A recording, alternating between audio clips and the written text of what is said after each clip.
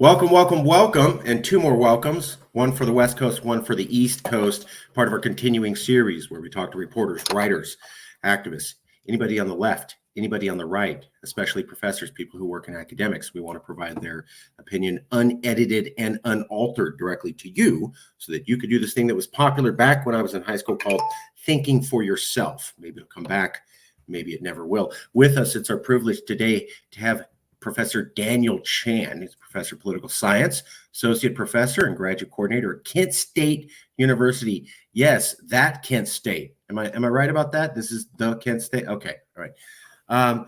And Daniel, I got to get this in. Third generation original roots from California, a little bit?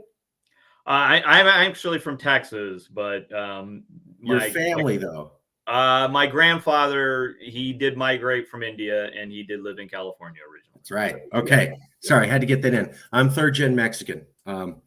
Okay, so we're going to get right into the meat and potatoes, as I like to call it. Professor CHAND works at Kent State University. Daniel E. CHAND, or Danny, received his PhD in public policy in the public management specialization at the University of Arkansas and has a master's in political science with an emphasis in community development from Illinois State University. His research focuses on nonprofits in the policy process and the implementation of immigration policy. His current projects include a nationwide survey of immigrant-serving organizations and the effects of punitive enforcement on immigrant and first-generation student school performance. Nice. He recently also began a historical examination of early East Indian immigration to the United States. Right on. He has published numerous articles in top policy and public administration journals examining topics such as the discretionary power of immigration customs enforcement, ICE, decision-making by immigration judges, and lobbying and campaign activities by nonprofits. He has also contributed op-ed outlets such as the Cleveland Plain Dealer. Prior to earning his PhD, he spent a number of years working with nonprofits in both development and advocacy projects. His experience ranged from state-level lobbying with nonprofit public interest law firms to working for political action committees. He also served as a Peace Corps volunteer in rural Zambia. Some of the work he's worked on is local implementation of U.S. federal immigration programs, immigration-serving organizations, local law enforcement, explaining ICE's image, an examination of public-private partnerships and immigration policy. I'll give it a second for the page to turn.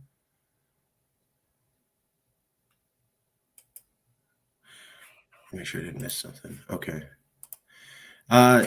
Courses taught under the professor are research methods for political science, public policy analysis, law for public administrators, and more on public policy, seminars in money and politics. He also works on public policy and policy implementation, immigration policy, and nonprofit advocacy. Sorry, 1 second. That's okay. Internet something today. Some key appointments: Kent State University, Associate Professor of Political Science. Also worked at New Mexico State University, Associate Professor of Government. He has a PhD in public policy, specializing in policy management from the University of Arkansas, a master's in political science from Illinois, and a Bachelor of Science in Communication specialization in journalism from Beaumont. He's also part of our qualitative methods of social research at University of Michigan, Ann Arbor. And this is the book where I found him. We've already talked to Francis A. Benjamin and other people. We're trying to schedule a interview with William D. Schreckheis, and we have already talked to Stephen Stair, but this is the research, lobbyist views on civil discourse in U.S. state legislatures. Before we get to that, let's check in, see how we did. Professor, did I say anything wrong? Did I make a mistake? Do I need to correct something? Do we need to correct anything about your bio, Professor, at all? No, all sounds 100% accurate. Okay, all right. Let me ask you the standard questions I ask everybody. What is this project, Outside Looking In, Lobbyist Views on Civil Discourse in U.S. State Legislatures, and why is it important? Why were you part of it? Why did people even do this? Why bother looking at this book? Is this a relevant book? Is it something we should read, or is it totally irrelevant? Everything's fine, no problems, don't look at this at all. Which one, in your opinion, Professor? Well, I'll certainly take the former. I give loaded questions. All the time and effort if it wasn't something worth publishing. No, so to give you just a little bit of background of how the larger project started, uh, Professor Nicholas Leverage, who is actually a bit of a legend in public administration, which is my field in political science. He was the person who started this. I kind of consider him to be my academic grandfather. My dissertation advisor, William Schreckheis, who I guess you're going to speak to a little bit later We're on. trying. We're trying. He actually was a student of Nick Leverage, and so I consider Bill Schreckheis to be my academic father and Nick Leverage to be my academic grandfather. But getting off the family academic family stuff, this was Nick's idea. This idea to look at the decline in civility, and I think we've all kind of recognized that there's been a decline of civility in political discourse, whether it's the discourse that we have online or even look in Congress now. You have members of the Republican Party who are openly calling each other names and going after each other. So this was Nick's idea, and he was particularly interested in seeing if this decline of civility is not only happening nationally, because we focus so much now, and I say we, I mean society, focuses so much on what happens in Washington, D.C., that we forget there's also 50 state governments, right? And most laws, most things that affect people come out of the states, not Washington, D.C. And so that was the edifice for this project.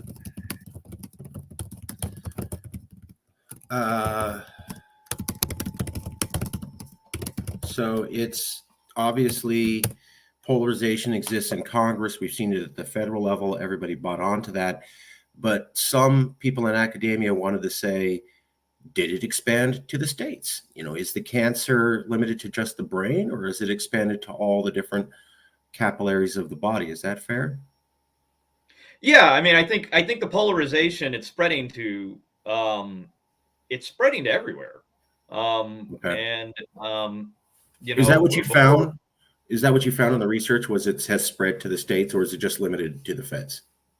No, there's definitely vast agreement among the people that we surveyed, and our survey went out to state level lobbyists. So we thought to go to lobbyists because they have sort of an outsider's view of what's going on, but they are obviously there, and they they have a much better view of what's going on in state politics than most people would. And a lot of lobbyists, they've been around for decades. Even in some states, state legislatures like Ohio, where I live, you have term limits. So you go up to a current state representative who's maybe been there for 3 or 4 years, and you ask him, "Hey, how's it changed?" He may not, or they may not have much experience on which to base that on. They've only been there for a few years. But lobbyists who work at state level politics, they've been there for decades, right? And yeah, there's widespread agreement that polarization is happening everywhere, and it is in state politics, happening in local politics too now. And we see it with things like city council meetings that used to be somewhat boring and mundane, but now can become really raucous and quite contentious because of issues like mask mandates during COVID, or what's being taught in the local schools and stuff like that. When did that happen, according to the research or your interpretation of the research? When did it spread to the states? I'm assuming it started at the feds first, not at the states. That I could be wrong. And when did it spread to the states? And when, in your opinion, did local politics, as you said, local politics now is polarized? When did we start to see? I understand you may not have an exact answer, but roughly for the audience, when do you you're not held to a polygraph, but roughly for the audience, when do you think it hit the states? Roughly when did we start to go, Oh, it's definitely hit my local school board now. So this is not something that we were necessarily asking in that Fair. survey on civility. When did there become a decline in civility? There have been other researchers who look at political polarization as an issue. That obviously you read my bio. I do a lot on immigration and immigration enforcement. I was part of this because of my work in money and politics, and I do have a lot of experience on like researching lobbying and lobbyist stuff. So prefacing that, me quoting the researchers who look at political polarization, what we have right now, I should also specify the polarization we have right now. It's not like we've never been polarized before. If you go back to the Civil War, that was quite polarization, right? It was look at even during the Vietnam War, society was quite polarized. But what we're having right now, which is highly unusual, and some like myself would say is problematic, is that we have this extreme partisan polarization. So people are polarized across political identities, and that is quite unusual.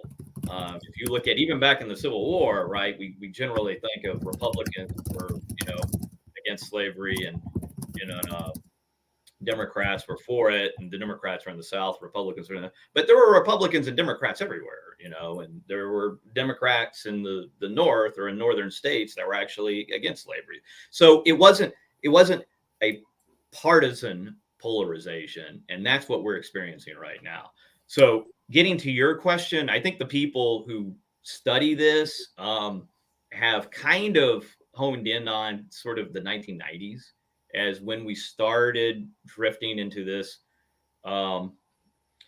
partisan polarization and more politics being kind of nationalized, starting kind of around the time of what was called back then the Republican Revolution, the Gingrich Revolution. Republicans took over in 1994 Congress. I don't know if you remember, or if you're people who follow your feed know that Democrats held Congress for well more than 40 years.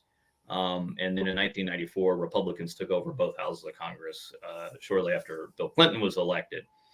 And there have been some excellent research. There's been some actually pretty good trade books too about that era. If you look online, there's a book called The Blue and the Red, and it describes how sort of this nationalization of politics starts in sort of the 1990s.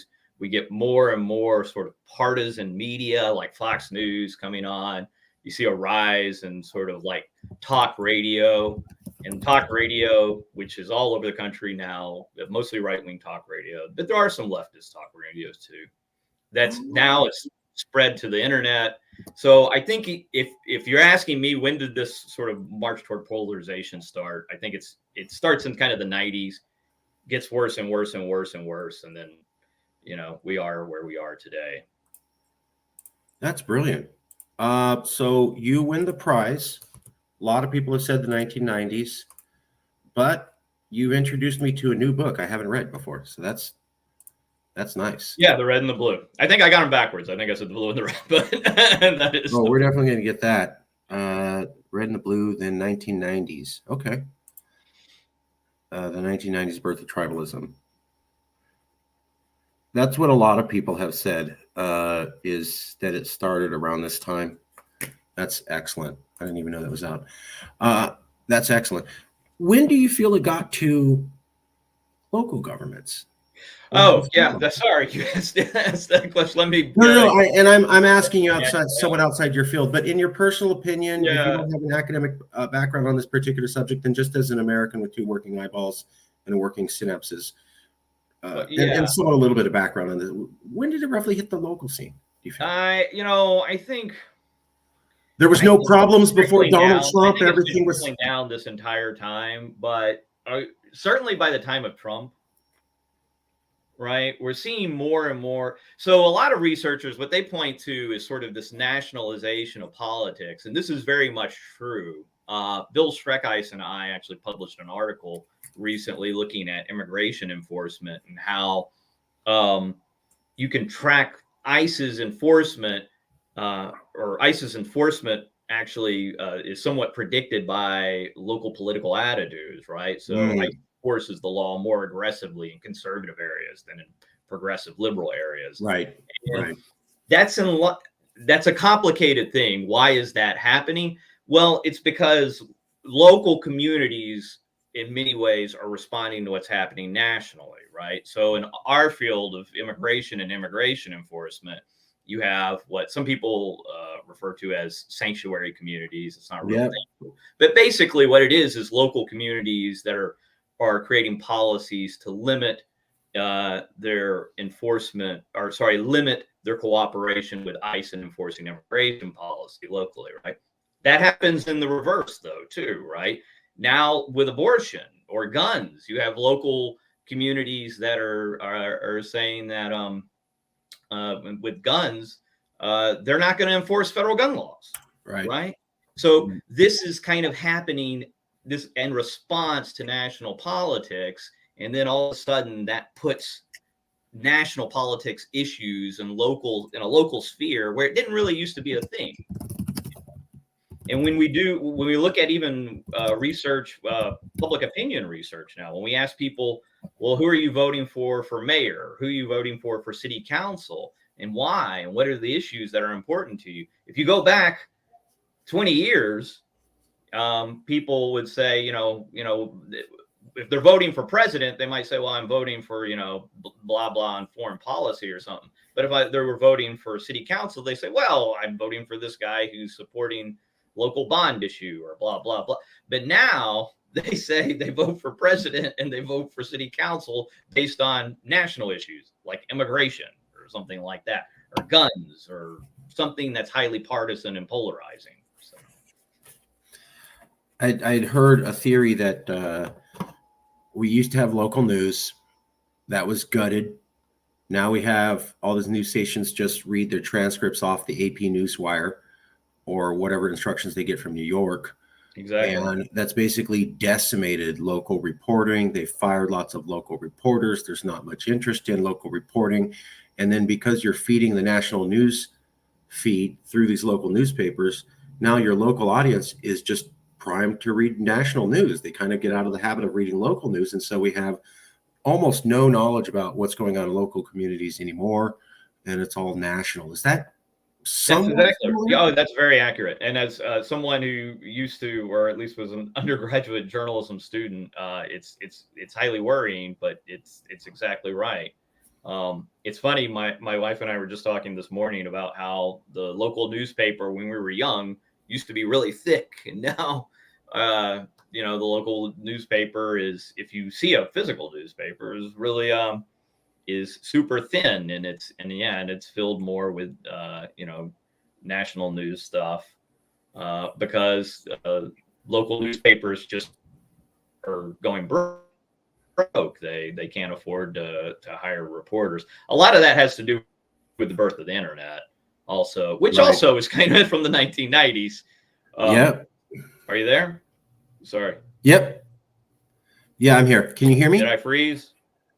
No. Can you hear me? Yeah. Okay. Yes. Yeah. Yes, there was you hit it again. That's a double winner. So 1990s, the big guess for a lot of people. A lot of people say Obama. More people say 1990. And then a few people aren't aware, but in the 1990s, we did have the internet. It was the birth of the internet. We didn't have social media, but there was a website called the Drudge Report. Mm-hmm. And the Drudge Report blog forced the entire national media to cover the Monica Lewinsky scandal, which they otherwise would not have. So you can go back to the 1990s and you can see internet traffic shifting the national conversation in a different way. That's an early example. That's way before social media, but the power of the net to do that was already there. Yeah. And then, of course, there's the power of the internet also ends up taking away resources from local newspapers, because newspapers lose advertising, they lose readership, and so there's less and less local reporting, and people just fill that with just national news, because that's what's easily reported and that's what's going to get reported in, the big networks. So. And that makes us all polarized then. So we don't ever talk about local community things. We're only all talking about national politics, which is very polarized all the time. Let me ask you about the survey. So they said received over 1,200 completed mail and online surveys of professional lobbyists throughout 2018 and 2019 under a grant from the National Institute for Civil Discourse. In Outside Looking In, scholars from across the country interpret the survey results using a variety of lenses. They present unique perspectives on civil discourse in state legislatures, revealing both regional and national insights, the effects of political culture, heritage on perceptions of civil discourse phenomena, sentiments about civil discourse, multivariate cross-state comparison of the relative impact of political culture, presumed and actual impacts on term limits, on civility, comparison of lobbyists with and without prior legislative service, effects of rural-urban divide. What did you find about the effects of rural-urban divide, or was that not in your area in this book? No, the chapter of that I ended up working on was the term limits chapter. So here in the state of Ohio, we have term limits, and don't put me on the spot. I can't think of all the states. That's fine. I'll ask you a different question. So, just for everybody to know, this is the survey that went out for this. This is the book. This is a little bit about the book. It's a totally different book. There's the people who wrote this book. And then here's the survey that went out. If you're a registered lobbyist and we want to do an interview with you, this is part of National Institute for Civil Discourse, presented by University of Arizona, Washington, Kansas, Utah, Kent State, Boise, Oregon, Bradley. A bunch of universities came together on this. It's really good work. The WPSA paper presents an overview of a recently published book on civil discourse in the 50 U.S. states legislatures, culmination of 3 years of active collaboration amongst a dozen political scientists located at 10 universities spread across the U.S., looking at a national survey. They tried to answer two basic questions. Is the same breakdown in the ability to reach bipartisan agreements and demonstrate comity and civility in the discussion of potentially divisive topics taking place in their own home states? To the extent civility is breaking down in their own home states, what are the causes of this weakening of norms, customs, and traditions undergirding civil discourse? I think you're saying, Professor, we are seeing breakdowns in civility, and at least a major push is the lack of local news, and everybody just consumes national news. Is that fair, or am I getting that wrong? Yeah, I think it's everything has kind of become more nationalized. I guess you could say that's the way I would describe it. And everyone, and it's sort of nationalized around a relatively small number of issues that tend to be hyper partisan. And by the way, a lot of these issues didn't used to be very partisan. I write about immigration. But it used to be the case, if you went back to the 1990s and before, where there were a lot of Republicans who were pro-immigration and more relaxed immigration rule, and a lot of Democrats that were quite the opposite, and lots of people in sort of the middle. But everything sort of kind of breaks along more of a left-right divide now. I saw where they were pointing out when Al Gore came out with his famous documentary, A Inconvenient Truth, climate change wasn't politicized at that point. You actually had some conservatives and Republicans talking about the importance of climate change. It became politicized. But if you go back in the history, you can see, like you were saying, it wasn't always politicized. We used to have conservatives and liberals on both sides of the spectrum on immigration, and both sides of the spectrum on abortion, and both sides of the spectrum on climate change. And in the last 10 to 15 years, it's, like you said, it's a grouping of identity. It's different than the 1960s and Civil War. You have this identity, you must have these opinions on all these particular issues to be part of our group versus their group. Yeah. And that's not good. Pernicious is the word that I've heard. Mm-hmm. Yeah, it's a problem. What is this map about, and why is it important? So that map, which I had nothing to do with, but I do vaguely remember. I'm sorry. What they Sorry. did was they created a civility index based on the survey and the questions from the survey, and then they ranked states where based on what the respondents thought was the least and most civil state legislatures. So yeah, in the dark was the more civil, and then in the light colored it was the least. I know we put the red lines over there to highlight that difference that you were saying. So if you look at the chart, there's a black line on the right, and that's the exact dividing line between least civil and more civil. And like you were saying, more civil is the dark greens. So if you look at the red lines, everything in the red lines is the light, and then everything outside of the red lines is the dark. Going off just that, it looks like over half of America, at least 60%, 70% of the landmass is not civil. Am I massively misinterpreting this? I mean, this does not look good to me. This looks like it's saying that it is in fact, a minority of states, less than half, who are actually civil. And when we look at this, it looks like the majority of America is not. Yeah. Well, remember, this is based off the survey of the lobbyists looking at the state legislature. So Sure. what we were wondering was the state legislature, was Sure. the incivility in the state legislature. Sure. And I wouldn't, by the way, make the assumption that just because the states are dark green are more civil, that there's not a problem of incivility happening in those states. It's just compared to the other states, they're still doing better, kind of think of it like, if there's crime everywhere in states, some communities have a lot less and some have more, but it doesn't mean that it doesn't exist everywhere. Yeah, but I would say yes, it certainly. And again, I didn't make that map, and I don't remember how they made that index. I actually was one of the authors of the survey, but it's been a few years, so I don't remember what questions they pulled to make that. That's index. what I was going to ask. Like, let me see if I can find it. I didn't ask. I didn't pull down the questions. I just pulled down the introduction. But it levels of civility. It seemed, name calling, inability to work with each other, not taking phone calls, not calling the other person, having no meetings with them. I would talk when you get to Bill. Ask him about the index. He's done way more work with the project than me.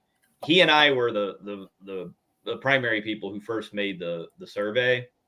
But after I made the survey, I haven't touched it since. And in fact, I think he was the one that made that index. I really appreciate you taking the time, and I really appreciate you being willing to take all the questions. We'll go to a more general one then. You're an American. You live in America. You have 2 eyeballs. You have working synapses. How bad does this bother you? You've also studied this, but you've also traveled around the country. Does this keep you up at night, or do you think, we went through the 1960s, it'll be fine? Yeah, that's a good question. This hyperpolarization, it bothers me. It worries me a lot. It worries me a lot because if people are sorting based on sort of just broad ideology, right? And we see this. We know that this is happening. This is a fact. It's not an opinion, right? That people are sorting more on partisan identity than ever before. It causes a lot of problems, and our institutions weren't really designed to handle that. So I can give you some examples if you want. Yes. If we think back to when Trump was in office, Trump did all sorts of things that were just highly unethical. I mean, it's hard to remember, but within his first few months of it coming into office, he fired the FBI director and then went on national television and said it was because he wanted to get rid of an investigation, right? So that alone in the past would probably have been enough to start impeachment hearings, but Republicans didn't do anything about it. And that ended up probably being not even in the top 10 of all the things, you know, the rules and laws that he broke and stuff like that. Well, part of the reason why is that there's a partisan incentive to stick with your guy, right? And you know, we think that the Constitution was brilliant, and you know, the founders designed all these checks and balances, and it was smart in many ways. Don't get me wrong, but those checks and balances don't work as well if everything comes down to partisanship. You know, when Nixon, committed all the unethical actions that he did in trying to cover up Watergate, a significant number of Republicans turned on him, and he would have been impeached, and he would have been removed. There was an impeachment vote in the Judiciary Committee in the House, and a significant number of Republicans voted to impeach him, and a significant number in the Senate had expressed interest in removing him. Right, so you know, but that was a time of less partisan polarization. Right. There were more and more people. There were plenty of people who voted for Nixon, but then also voted for a Democrat for governor, or maybe a Democrat for their House race. Now people just are increasingly just, I either vote Republican or I vote Democrat. And if that's the case, if you see yourself as 100% a Republican on everything, on abortion, on guns, on taxes, on healthcare, on everything, on just identity, you identify like your identity is republicanism, you're much less likely to hold your side accountable, right? It is a tribalism, right? Does the tribalism exist on the left, or is it just on the right? Yeah, it does. I would say it's right now. What's very scary on the right is that I think the right, and again, I'm swinging a little bit outside my strike zone on this, right? Like, that's fine. This is not based upon your data. This is you as an American living here with the rest of us. Personal observations, not data, but it's still valuable because you do exist and you have lived here. What did you see? Yeah, I would say yes. The problem is more so on the right, and I would say big reason why is that the sort of fringe of on the political right within the Republican Party has had a lot more success at achieving the leadership of the party. So like perfect example is that Donald Trump was the nominee in 2016 and then ultimately won the election. But yeah, there's absolutely a tribalism that's happening on the left. I think the left is also a far more diffuse movement. I've heard that. Yeah, they don't. They tend to be more of a collection of issues that fall under a bigger umbrella, whereas the political right, they coalesce far better. And it's always been the case, at least as far back as we've been able to like map voting, that or map where people stand on issues. It's always been the case that members of Congress on the political right tend to cluster more in how they vote. They tend to have more unity in their agreement. Not always. I mean, not absolutely, but yeah, they tend to have more agreement than people on the political left. Sure. Have you heard of the Durham report? No, I have not. So the Durham report is on the Federal Justice Department's website right now. I have to point that out because some people doubt me. It's an official federal case on the U.S. Federal Department Justice website, official case on their site. What it was is they looked into the Steele dossier. Do you know about the Steele dossier? Hillary Clinton was running against Donald Trump, and she said, I got this document by all these people we put it together, and Trump is colluding with Russia, and I got it. And she gave it to the FBI, and then the FBI improperly used the FISA federal warrant process and started the investigation on Trump. The Durham report, which is on the Federal Justice Department's official website under President Joe Biden, says she lied. She lied to the FBI. Oh, I know what you're talking about. They did not use the FISA process correctly. I have trouble even getting any liberals to be aware that that happened and that she was found guilty. Is that a good sign for America? I know vaguely what you're referring to about the Sure. But we're talking about tribalism on the right, and certainly I agree. And certainly the thing that bothered me was when I saw people storming the Capitol on January 6th, and then I saw the Republican Party repudiate it, and then I saw them walk back their repudiation. That scared the hell out of me. I thought, wow, that is a cultish behavior. You stormed the Capitol, that's bad for democracy, and then you walked back your condemnation of it? And then, the stop the steal with the Republicans. That's a lie. Biden won, but he got all these people to say stop the steal. But then I look at the left and I go, for years, you said Donald Trump colluded with Russia. There's been 4 federal investigations. Not true. Never found evidence of that. And you could say, oh, he had underlings and he's a corrupt person, and he's a bad person, and he's a racist. I say that every other day. But they never proved collusion. Yeah. And then they said Hillary straight up lied. So I think you're using this as maybe not the best example to show tribalism on the political left. I think if you want me to say that there's tribalism on the political left, yeah, absolutely. I don't want you to say anything. I just want to see. I agree. We clearly have examples on the right, but when you lied to the FBI, you abused the process, you got investigations going which were based upon nothing, you wasted millions of dollars of taxpayer money. Well, I wouldn't have said the Russia investigation was based on nothing. It was based on real things. 3 of them disproved that there was collusion. So there's no evidence there was collusion. We've investigated. Okay, so I don't know if you want to get into that as the issue. Sure. Sure. Let's do it. Why is it okay to believe that there was Russia collusion when there's 3 to 4 federal investigations and all of them have? So the investigation was about Russian interference in the election. And they said collusion. The broader investigation was about Russian interference in the election, and there was very much interference in the election. Sure, absolutely. And I mean, the Russian government was behind it. They can prove it, they show it. And lots of people were indicted. Most of these foreign nationals will never get prosecuted because, they're not going to come to the United States. But yeah, that's a slam. They happened.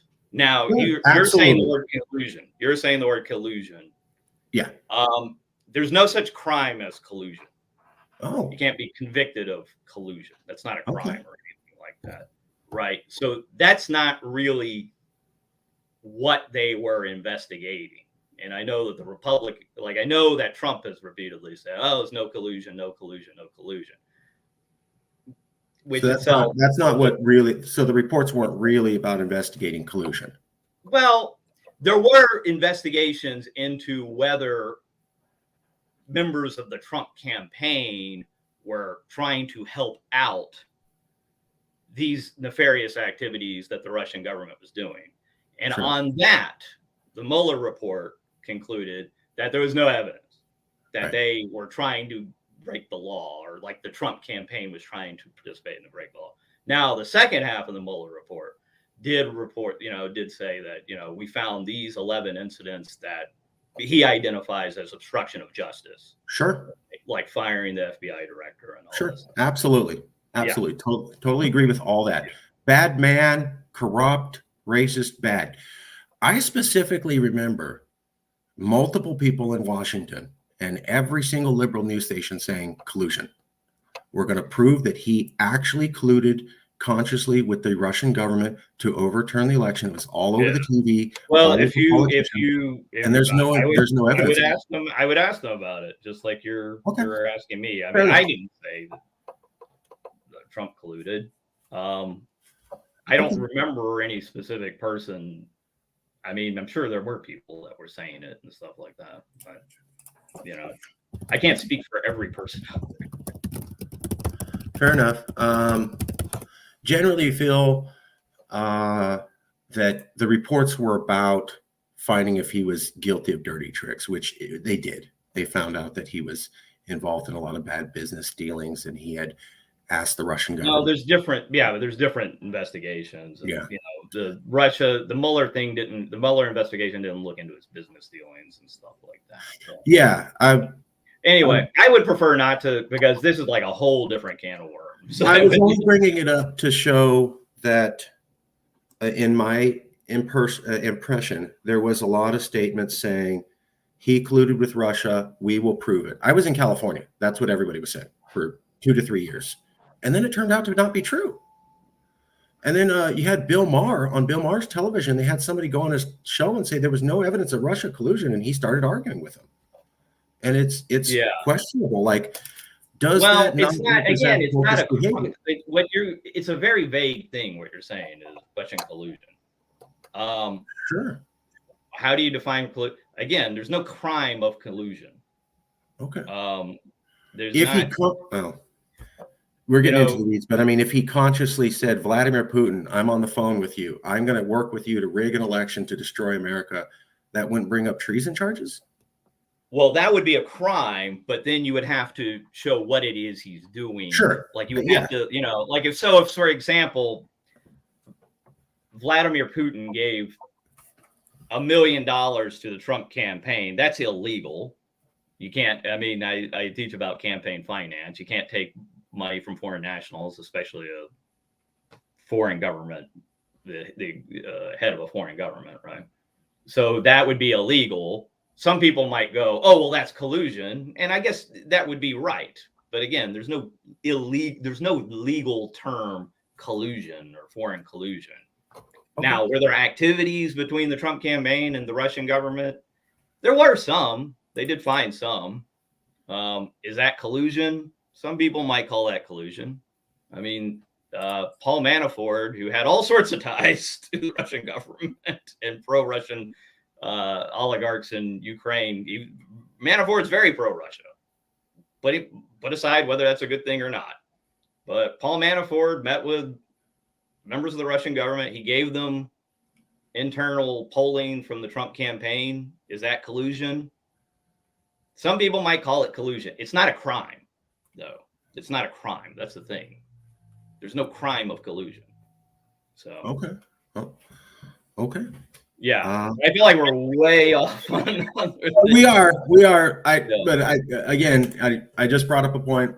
You want to have a discussion, we can go into it. I will point out though that if you type Trump collusion with Russian government, you can see AP News, Cato Institute, Center for American Progress, Politico, NBC News, and the Washington Post all talking about collusion with Donald Trump and Russia. I'll leave it there now. Does the situation, political polarization, get better? Are we going to naturally heal, have a kumbaya moment, everybody comes together? Or no, I don't think so. Not anytime soon. My recommendation, if you really want to solve this issue, is that and someone you may want to reach out to and talk to is a guy named Lee Drutman. Yes. He was a political scientist who's far more famous than me, who's recently written a book called The Two-Party Doom Loop. And, the only way I think we get out of all this is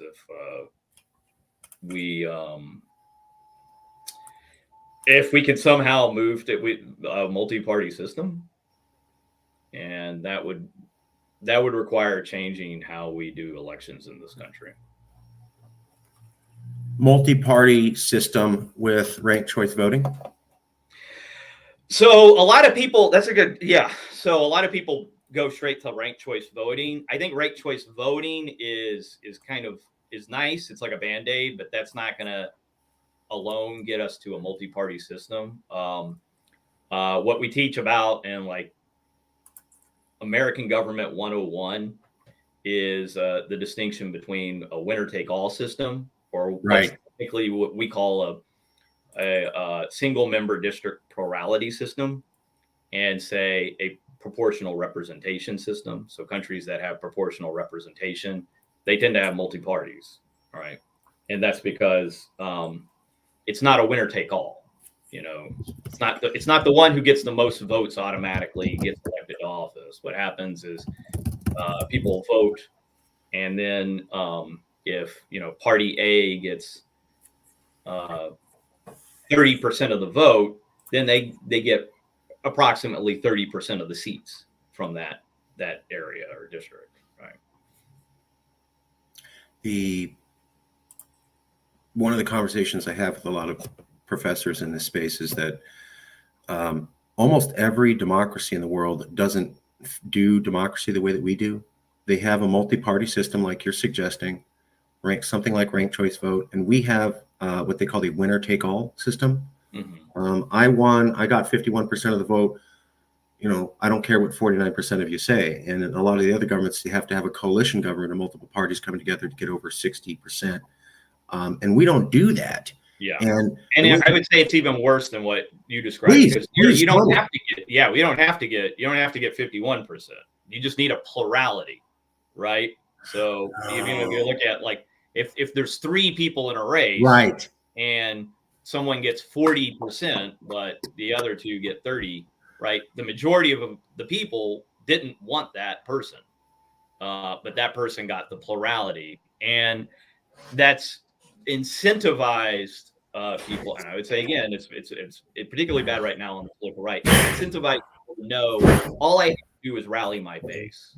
All I have to do is reach this number, and I don't need anything else. I don't need to find commonality beyond that. And when you have hyper partisan sorting, people are sorting strictly on left, right, and it's spreading across all sorts of issues, right? Then it's more and more easy for you to just go, okay, all I need is to get just that plurality, and I'm good. So you can have somebody win 39% of the vote. If there's 3 people or 4 people. Right. And so we got a majority of the public didn't pick this person, but they won, and under our system and tough, and they don't have to make a coalition government. They just get to run the government. Whereas in other systems, most democracies, they have to have this coalition government, multi-party system. And when we in America overthrew the governments of Afghanistan and Iraq and established them as democracies, we didn't even set up our own system. We set up the multi-party system. Mm-hmm. How good is our system if no one in the world does it and we don't even follow it when we invade other countries? Well, I don't know. That's maybe a question for someone like Lee Drutman to answer. Okay. Yeah, I would certainly agree that. Is that a good look? You're like, hey, we're all about democracy. We set up systems that look nothing like our own. Yeah. I mean, other countries do use winner take all. I think what's particularly difficult in our situation is we have a winner take all plus a presidency, plus we have this weird quirky electoral college thing. So it makes it more and more the case that you don't need to reach a broad commonality. You just need to sort of reach a bare minimum of the plurality, and then that's it. And so you can just say I don't care about what the rest of America thinks. I don't care what I remember George W. Bush won 51%. He goes, I have a mandate from the American people. And I go, on 1%? Yeah. You have a mandate on 1%. Okay. Last 2 questions. Thank you for your time. Thank you for coming out. Thank you for being awesome. Thank you for being willing to answer a variety of questions. It really helps the public to understand. If we don't implement proportional representation, which is the best solution to save us from political polarization, how much worse does it get? Oh, well, I mean, don't quote me saying proportional. I'm not quoting you as a professor, as an American, 2 working eyeballs. Solution, but living here in this cauldron with the rest of us. Yeah, it's not going to get any worse. It's fine. We blew off steam. Oh no, things will get count on it. Things will get worse. Things will get worse. Things will get worse. How much worse? I don't know. That's scary. Thank you for being honest. Last question. You're not you. You're not me. You're a third-party person watching this interview. And they said, wow, they covered a lot. I really learned a lot. I was really pleased that they went into all these areas and they got a good idea. But there was so much material, and they're struggling to remember it all. But it's 5 days after they've watched this interview, and they keep saying to themselves, I'm struggling to remember it all, but there was this one thing that the professor said, and it's 5 days after watching that video, and I can't get that out of my head. What is that one thought, Professor? What's the one thought? I don't know. If you're worried about partisan polarization, I would say support any local efforts to do things like electoral reform. I think ranked choice voting is a step in the right direction. It's not a panacea. It's not going to solve everything, but I think it's a step in the right direction. Proportional representation, the likelihood that I get told all the time, that's not going to happen. It's highly unlikely, but I don't really see other solutions. So yeah, educating more people about proportional representation and trying to develop a multi-party system in the United States. I think that's something we can do, I guess. Didn't that get passed in Alaska? I know Ranked choice voting did. Yeah. They do have ranked choice voting in Alaska. They have it in Maine too. And so it's not proportional representation now, mind you. I mean, we'd have to really overhaul our system. But yeah, ranked choice voting is a step in the right direction. So can I ask you what? So did you spoke with Ben before this? I spoke with. I did an interview with Francis A. Benjamin recently. Yeah. Okay. I spoke with Luke Fowler. We're going to try to get an interview with him, and we're going to try to get an interview with William D. Schreckheis. And I was able to get one or two questions answered from Stephen Stair, or I did a full interview with him. What is the final project here? What is this? Well, largely it's a labor of love. So the way that this got started was I was Marjorie Taylor Greene had her famous tweet on President's Day, red and blue can't live together anymore. We have to have a national divorce. So I said, after January 6th, I think that's maybe not a crazy idea. But she was largely derided by the public for even saying that in the press. So I looked into it and I said, well, maybe there's somebody who did a holistic review of this topic. I mean, even if you're saying she's wrong, let's have some real thoughtful review of this. And I could only find one article, and it was by NPR, and they interviewed 3 professors, all from coastal universities, and they concluded that it was largely social media and the Republican Party's fault. And they said, okay, we're done. And I go, you didn't interview any Midwest. You didn't interview any conservatives. You didn't interview a variety of people. You interviewed a couple, 3, who all basically agree and said, it's Facebook, Twitter, and all the Republicans' fault. And I go, that's it. There's nothing to it. You don't talk about the 1990s. You don't talk about polarization going back to there. You don't talk about Newt Gingrich's reform. No discussion on any of that. You can't even hear him mention the big sword of Gingrich. And I go, that doesn't seem thorough. So I thought maybe others would do a good job. They didn't. It was just a lot of, there's no real division. Marjorie's talking nonsense. And what really infuriated me was that I saw Anna Kasparian on the Young Turks and Crystal Ball on Breaking Points, which are fairly progressive news stations. And they had both reported on the level of political polarization in America before. The day after Marjorie Taylor Greene says political polarization is so bad, we need a national divorce, they both have shows saying there's no evidence of political polarization at all. They straight up lied, and they acted like they never reported on it just months prior. Then I saw Jack Probasek, who's an alt-right hardcore guy, talk about how MSNBC, the most liberal television station in the world, got it right when they criticized Marjorie Taylor Greene. And I go, that is some weird, bizarre behavior. Multiple newscasters forgetting reports they made, alt-right conservatives saluting alt-left people, all of them coming to the idea of there's no division, you don't need to talk about this, everything's fine. And I go, that's total garbage. I don't know what's going on, but somebody should be doing their job and nobody was. I waited another month, nothing ever happened. So I used my contacts that I had. I had worked in activism for 10 years, and I had met a few professors. This started off with F.H. Buckley, who wrote a book on political division. He's a professor out of law on the East Coast, and he worked in Canada, and he wrote a few speeches. So sorry if I interrupted. But is it like is the goal to like produce like a podcast or something like that? Or the idea is to get as many interviews as I can and provide them unedited to the public. That's basically it, because I don't see anybody doing that. I don't see anybody interviewing different professors and saying, what do you think? I don't care. My opinion doesn't matter. How do you see it? Unedited and uncut and just going directly to the public. I've done over 100 now. I was very pleased 2 weeks ago to see the Washington Post mention that they're going to do a project that looks exactly like mine.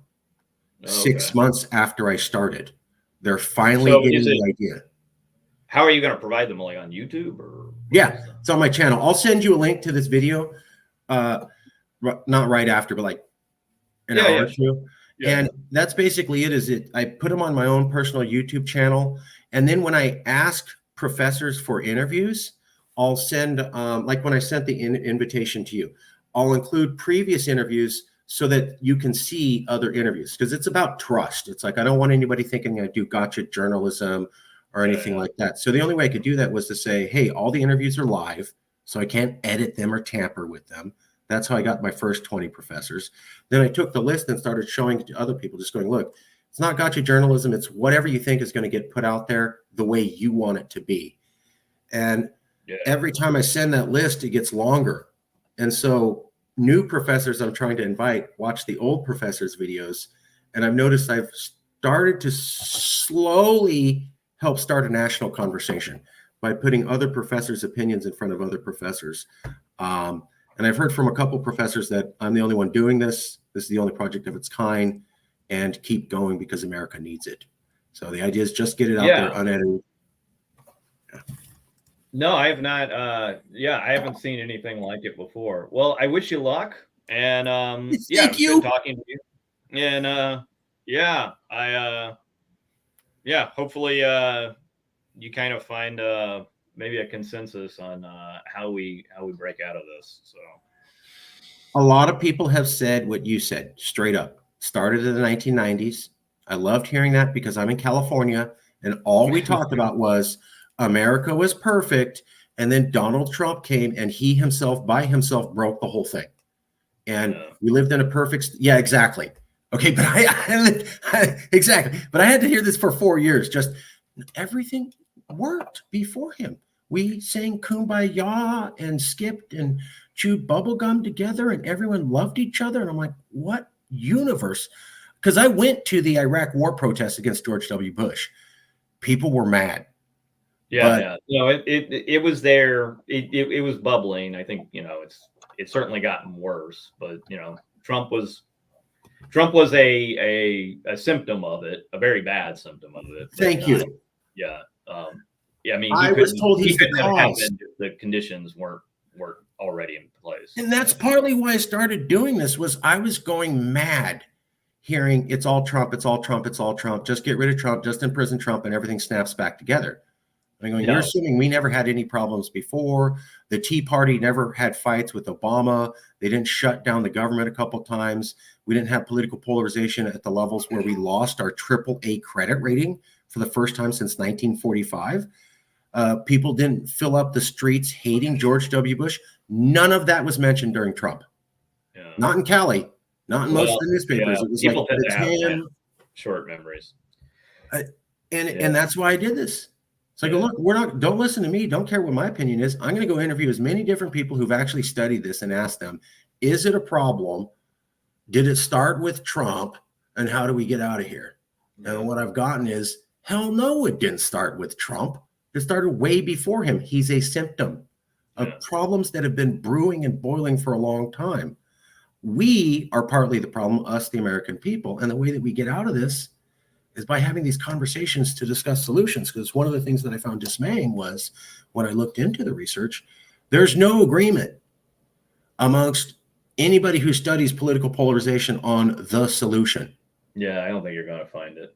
Gerrymandering, primaries, social media, lack of dominance in Congress, get rid of Trump. It's across the board. Yeah, I think so. You've rattled off a lot of, I think, what are sort of incremental solving, but I don't think there's a single solution. Yeah. But, I was hoping to find one. I was hoping as a novelist. Well, okay, get it out, get it. I love professors. I love professors. You guys are so awesome. You really provide all this great knowledge that we know, and you do it for free because that's what your job is.